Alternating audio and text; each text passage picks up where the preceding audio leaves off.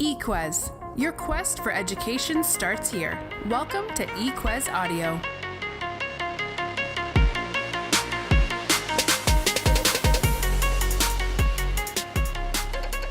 Hello, everybody. I'm Margaret Feldman, the founder of eQuez, a platform that helps students discover careers, find best fit schools, and make smart choices about higher education. This is episode 7 of Inside with eQuez, where we take an inside look at the journeys and lives of students and professionals who are studying to enter or work in a particular career. Today, we are speaking with Dr. Shannon Cairns and Dr. Daniel Cairns, a Texas-based doctor duo who own and operate their own practice. After listening to this episode, if podiatric medicine sounds interesting to you, visit eQuez.com, that's EQUEZ.com, to get connected to best fit podiatric medical schools. Dr. Daniel Cairns grew up in Vero Beach, a small town on the east coast of Florida. He got his associate's degree at Indian River Community College in Fort Pierce, Florida. Dr. Cairns finished his undergraduate degree at Florida State University, receiving a Bachelor of Science degree in biology. It was at this time that he gave up sunny Florida for his first experience of snow. He attended the Dr. William M. Scholl College of Podiatric Medicine in Chicago, Illinois, and received his doctorate of podiatric medicine.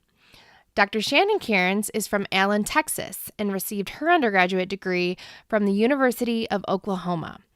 Dr. Shannon's love of science and medicine led her to move to chilly Chicago, Illinois, where she also attended the Dr. William M. Scholl College of Podiatric Medicine. Dr. Shannon and Dr. Daniel met at Scholl and got married in their 4th year of podiatric medical school. After school, they both matched at residency programs in South Florida.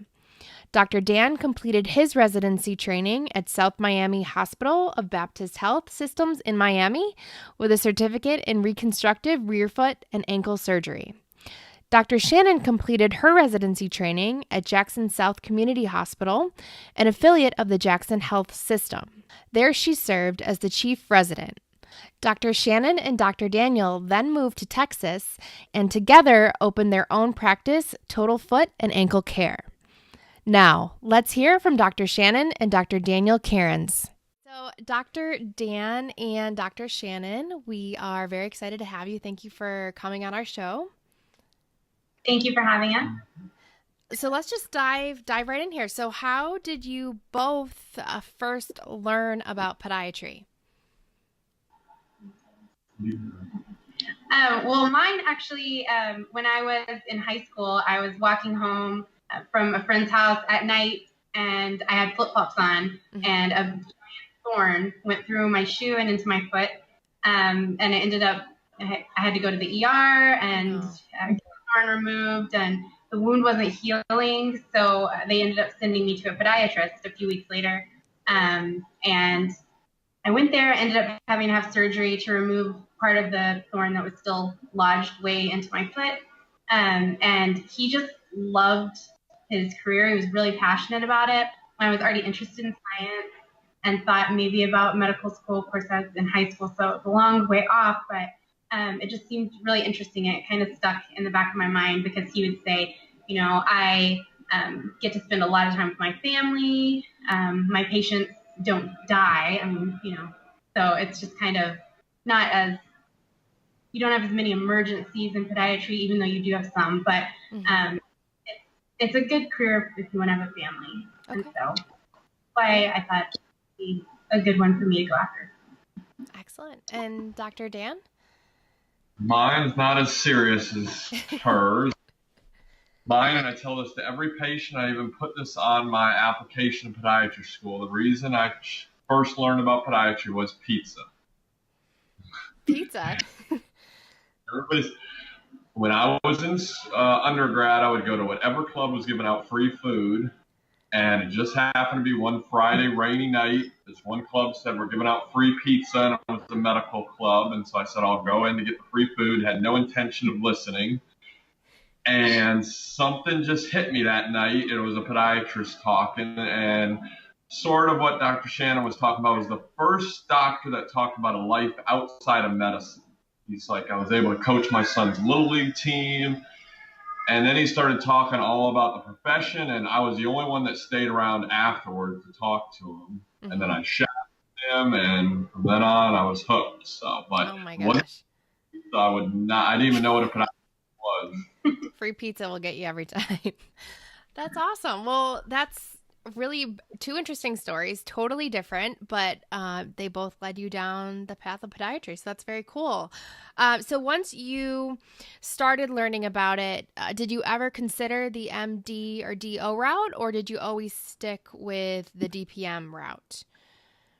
I considered it. I thought about, like, I don't know, maybe pediatrics or something like that. Mm-hmm. But it just kind of stuck in the back of my mind. I don't know, like meant to be or something. Okay. But I kept kind of going back to it, and I liked that it was different because it's a different school than medical school, and I always like to do different things.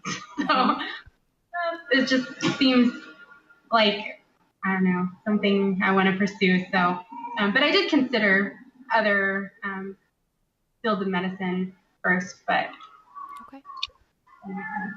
I didn't really, that was it. And I remember telling my parents, they're like, are you sure? And I said, nope, I feel this is it. And I think I made the right decision. Now, we did have a lot of fellow classmates who, I don't know if they were as sure, and we had at least about 10 changed and go to MD school. So okay.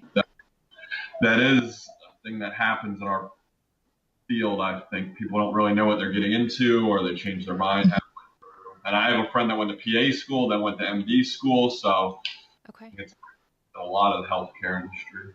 Yeah. Okay. Well, good to know. And as far as the field of podiatry goes, do you think that there are any misconceptions about what podiatrists do? I mean, I'd say the first thing is everybody says, oh, you like kids? Everybody thinks we're pediatricians. So yeah, people misunderstand. And then a lot of people are like, oh, you just cut toenails. So that's a big one. And even when I went into school, I didn't think I was going to be like a big surgeon. Mm-hmm. And then all of a sudden, when I was in my residency, then I got all excited about surgery and, doing all these crazy ankle fractures and forefoot reconstructions. And it is exciting, but I don't think that most people go into podiatry thinking they're going to be like this big surgeon. Mm-hmm. At least I didn't. So, I think that's definitely a misconception, especially when they're like, oh, you'll have time for your family and everything. That is true down the road, but don't expect to be like a first-year resident and like being home at 5 o'clock every day, because that's definitely something that you're not prepared for. People don't prepare you for when you go into it. Okay. And we even in the hospital setting in residency with misconceptions with orthopedics versus podiatry. They would say, oh, it's a fracture that came in, or sports industry, it needs to go to ortho. We're like, we can do that. We're just as qualified as them. We did residency. And so there is definitely a misconception with that. And we find that when we're going to meet primary care doctors, they're like, oh, I send all my flat feet or all my such and such patients to the orthopedic down the street. And I was like, why don't you send it to us? And they're like, we didn't know you went to school for that. So. Okay, so even within the medical profession, there are people that aren't really informed with all that you're qualified to do. Mm-hmm. And one of the cool things about, we went to school at Rosalind Franklin University, and they have the Chicago Medical School. Mm-hmm. And so we actually took our classes with them. And we had some interprofessional courses where we learned about what each other did and right. how to build a team within the profession and how to work together. Oh, that's cool. So people that went to school with podiatrists, those medical professionals definitely know what we do. But yeah, most people, I think, don't know the full extent of what podiatrists do or can do. Got it. Well, hopefully we can work to change that so more people and prospective students are aware of it. So my next question is, how did the two of you meet? Well, our class was pretty small. Okay. We had 80, 90 people in the class. So everybody was pretty close. Like there was like the people that, would go out on the weekends together and everything. It was in Chicago. So we had fun too in school. But yeah. So we were friends for like the first year, and then just started dating after that. So. But I did kick her out of our apartment at a party the first time I met her. An argument over football. Yeah, football. So, oh boy. But no, I mean, I remember I went into school thinking I'm not gonna get involved with anybody in our class, but you're just with the people 4 straight years of nonsense. I mean, that's all you see. And in Chicago, the small city in Chicago that we were in, it was just, I mean, you couldn't go anywhere really when it was cold out, so that's all you see is the same people. So, So he was forced into it. Oh my gosh, but yeah, that's too funny. Studying together all the time, and everybody's still really good friends from our class. We're going to a wedding next week or in 2 weeks for one of our friends from podiatry school. So love it. You got more than just an education. You got your lifelong partner as well. Yeah. Okay. So getting back to the profession, so is there a particular area of podiatry that you specialize in? So you don't formally specialize, but you definitely can cater your practice to different fields. So Okay. there are podiatrists that only see kids or only do wound care. Or only do sports medicine. Like some people, there's a podiatrist around here that like only treats elite runners. Like that's her thing. So you can cater your practice, and that has a lot to do with marketing yourself. But I would say we see just kind of a mix. I have things that I like more, but we definitely see just like a mixture of different things. Okay. Good to know. And what made the two of you decide to open a practice together versus going to work somewhere else? I mean, the first thing was just the freedom. We wanted to be able to, with already a young son, we wanted to have control over our own schedule and everything. We didn't want people telling us when we could take off or on the weekends and stuff. We did look into being associates, and it was pretty ugly out there. I mean, there's some doctors that are really ruthless with what they're, I mean, we were going to be making less than what we did in residency. We were getting some offers, and they wanted us to work 6 days a week. We couldn't take days off at the same time. I mean, we're like, how? Being married, that it was challenging because people didn't want to hire us, like just one of us, and then, well, the other one's out there building a practice, and then they're going to leave and go be their competition.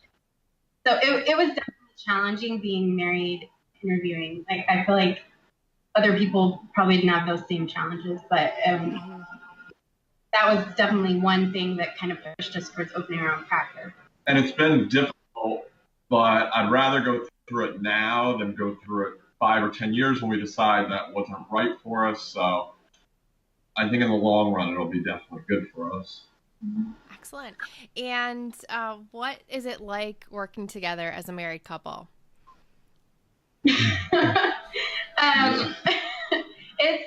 Well, one thing is people are like, do you guys see each other like all day long? But we really don't, because we're so busy just doing our own things. Like even if we're not seeing patients, we've got paperwork or we're dictating or doing notes.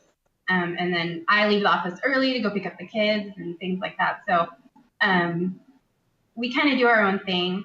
But the hard thing is when you get home at night to just like shut it off and do other things, because we'll be like, oh, did you do this? Did you do that? Did you call this person? And we're just still talking about it at the end of the day.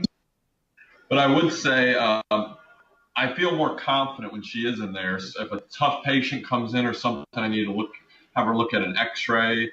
It's just nice to have another set of eyes to make sure, hey, would you do this or something? So we do all our surgeries actually together still, most of them. So it's just always nice, even though we can do it all ourselves, it's always nice to just have extra opinions and stuff. So I would say we can do things faster because like he knows exactly where to retract and everything in surgery because we know what we're going to do next. Right. So whereas the scrub tech is helpful but doesn't like predict our next moves as fast as we can. So sure. More efficient. Okay. So what does your typical days look like, or are they all different? Pretty much right now, it's just our clinic's like 9 to 5 or 8:30 to 5, Monday through Friday, but Thursday mornings are when we do surgery. Okay. So that day is always a little bit different. And after having our third baby, we've changed things up a little bit. So I only work part-time right now.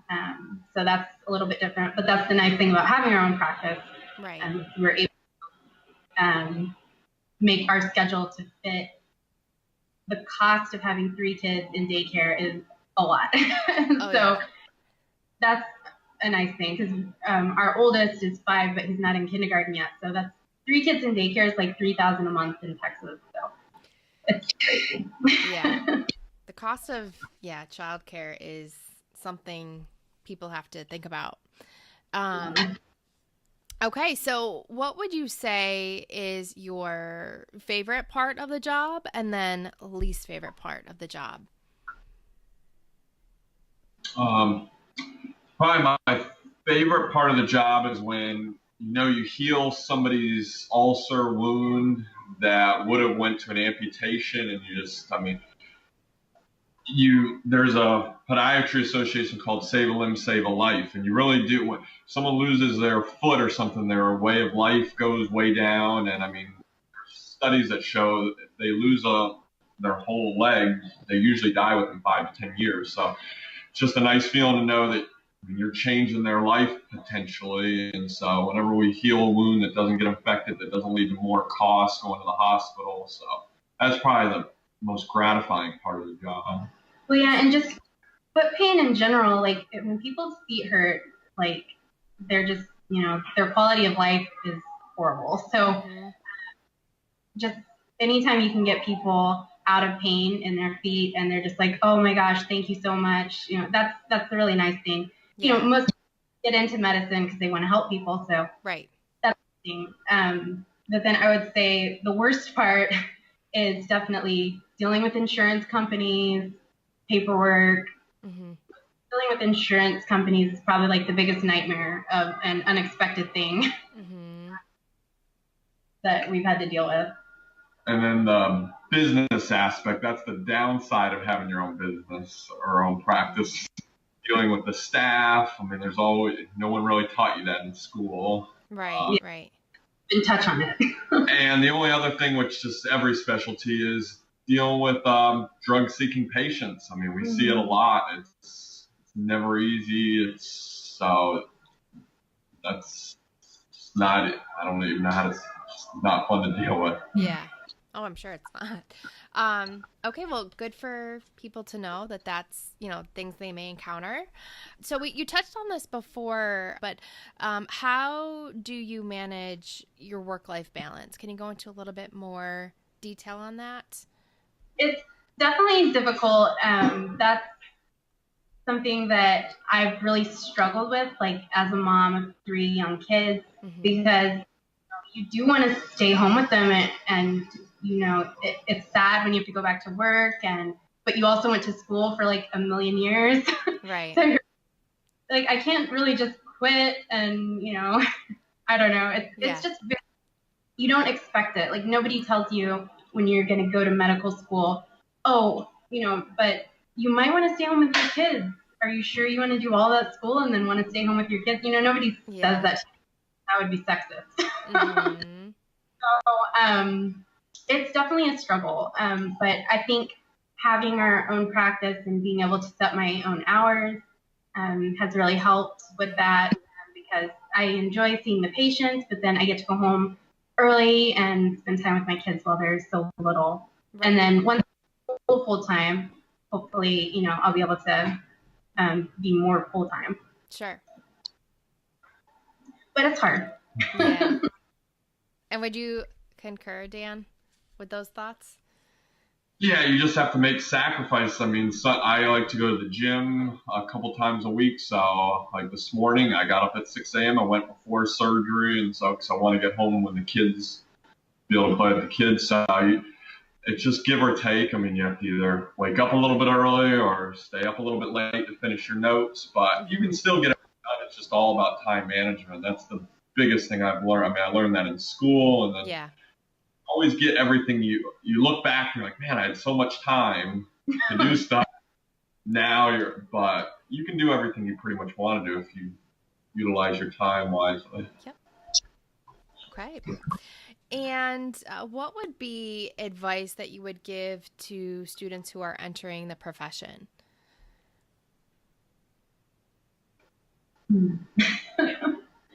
I would say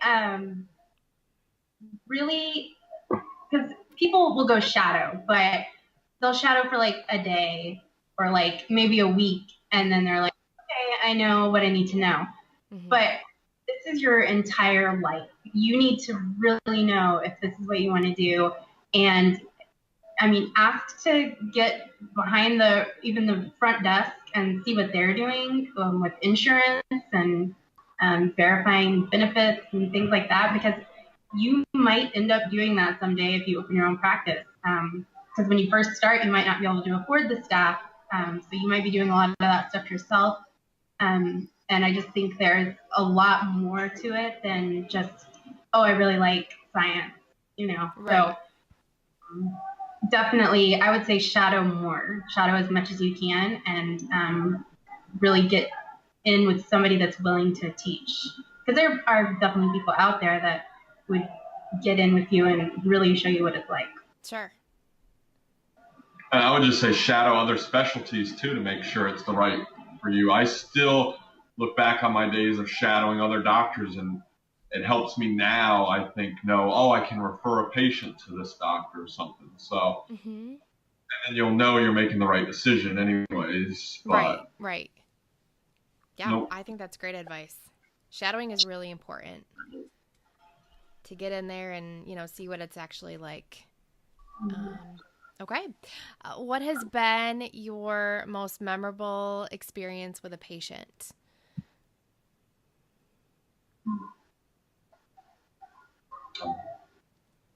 I would say, mine was a patient.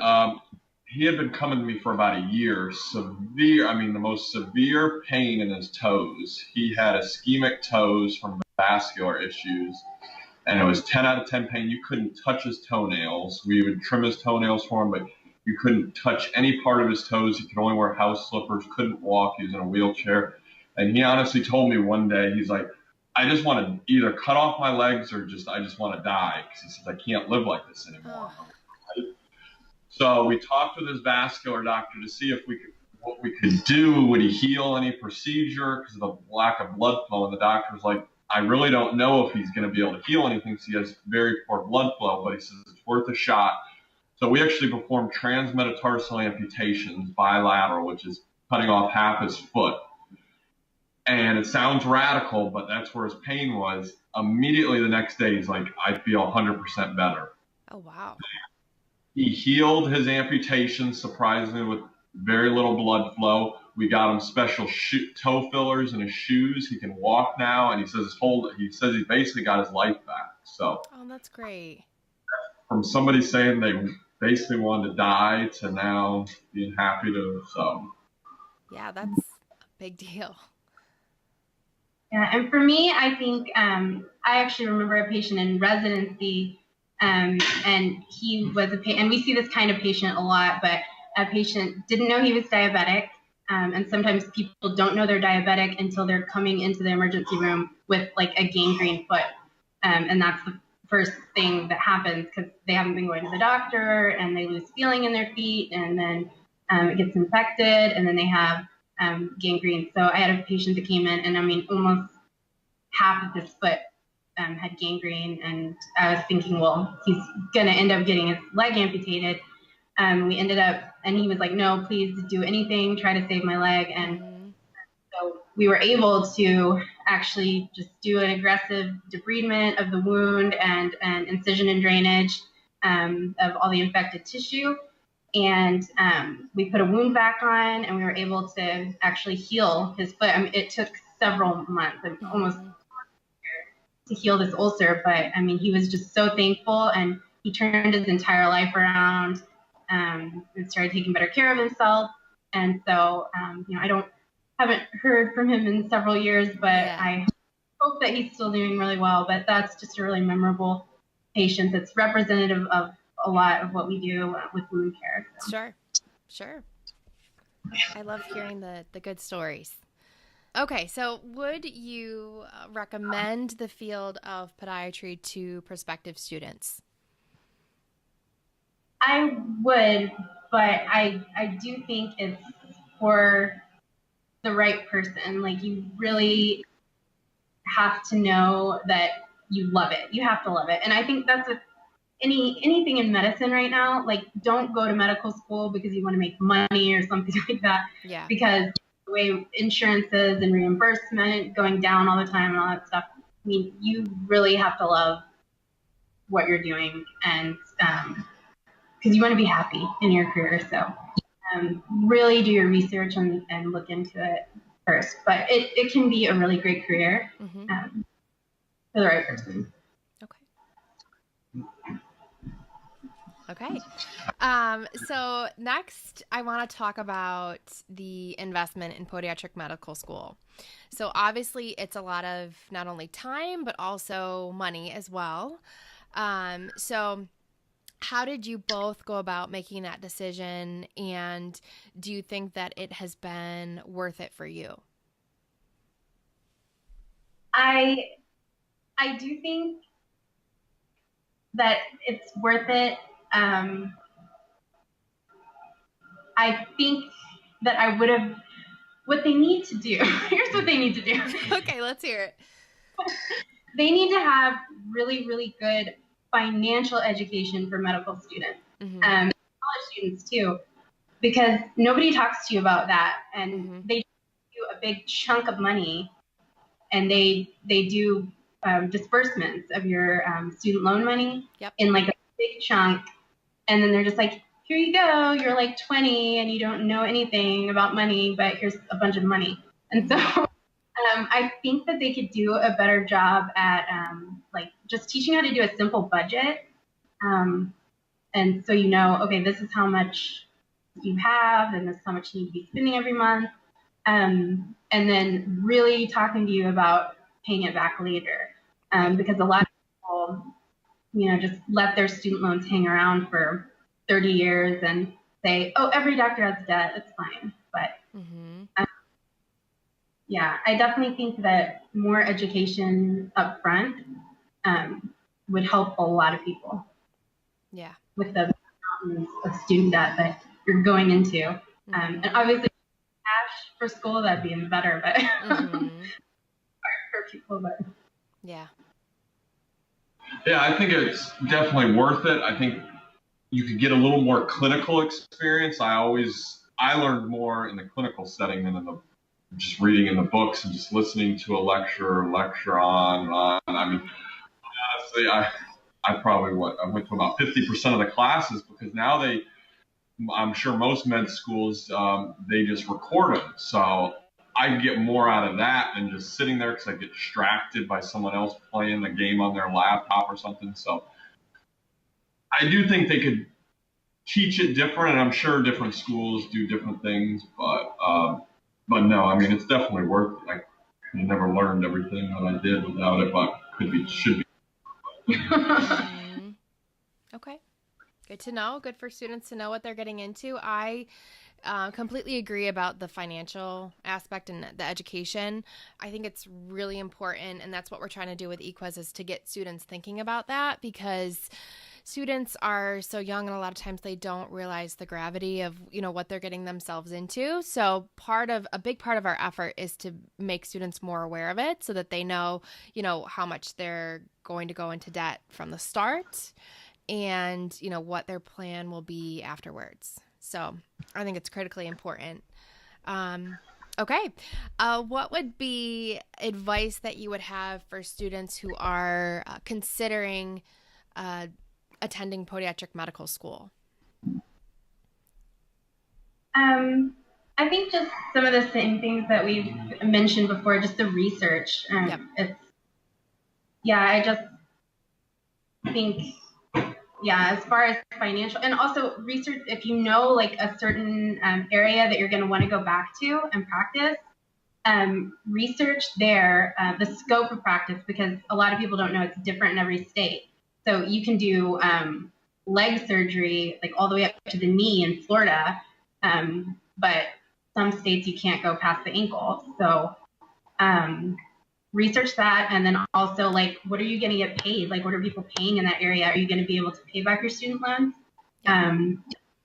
So I think that's really important too, because different places pay more, different areas, underserved communities, you might be able to, get paid a lot more if you go to a hospital or something that is looking for a podiatrist in an underserved area, something like that. So, research. And I would just say, don't let podiatry school be your fallback plan. And I know a lot of people do this. They get their MCAT score in podiatry school. I mean, anybody can look it up.